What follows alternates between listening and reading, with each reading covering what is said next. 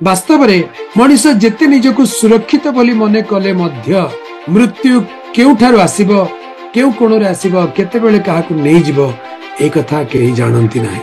सेति पई पवित्र शास्त्र बाइबल रे लिखा जाय तुम मानकर जीवन अबा कोन क्षण के दृश्य होई अदृश्य हुए जो बाष्प ताहारी परित तुम मानकर जीवन।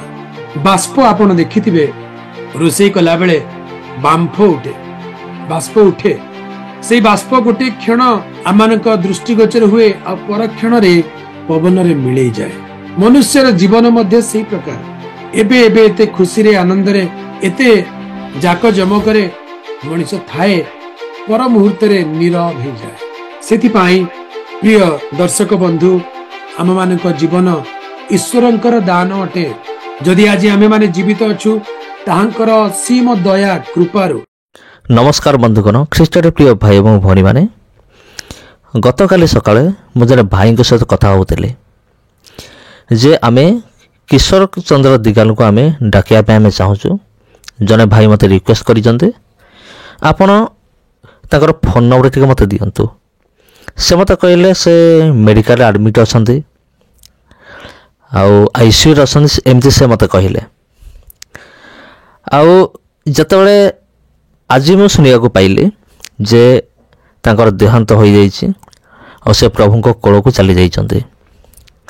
और प्रभु को कोल को चली गला पूर्वरु से मृत्यु विषय गोटे वाक्य से देइथिले जे मृत्यु केते बेले आसीबो ता केही मते जाने नाही। को माध्यम रे मृत्यु आसीबो मनुष्य ता जाने नाही। किंतु मृत्यु विषय वाक्य दउथबा प्रभुकर दास जे मृत्यु मुखरे पड़ी से प्रभु कोल को चली जिवे एटा हठात एक विस्मयकर परिस्थिति सृष्टि करिछि। माने आचंबित हो समस्ते जे एमिति कौन हला हठात एमिति कौन हला। तबे किशोर चंद्र दिगाल जे कि परमेश्वर दास प्रभु ताको बहुत जगह व्यवहार करुथिले आ तांकर मृत्युर कारण कौन जतले मु पचारली आउ जने भाई मते कहले ताको ब्लड कैंसर हेतिला। ब्लड कैंसर होता आ तांको एडमिट करा होता आईसीयू रे। किंतु हुए तो प्रभुंकर इच्छा नथिला आउ प्रभुंकर इच्छा या थिला जे से ताहांको कोल को जीवे प्रभुंकर कोल को जीवे।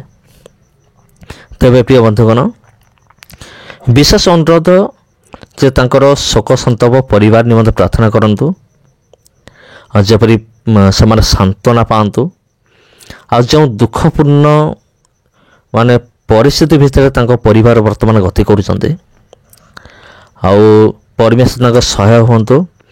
कारण जे दुख पाइछि से ही केवल जाने जे दुख कौन एई भली दुख कौन जे दुख पाइछि से ही केवल जाने। आपण विशेष कर तांको परिवार में प्रार्थना करंतु आमे मते प्रार्थना करूछु विशेष करी आ घटनाटी पूरा आमर ओडिशा सारा पूरा चहल सृष्टि करिछि।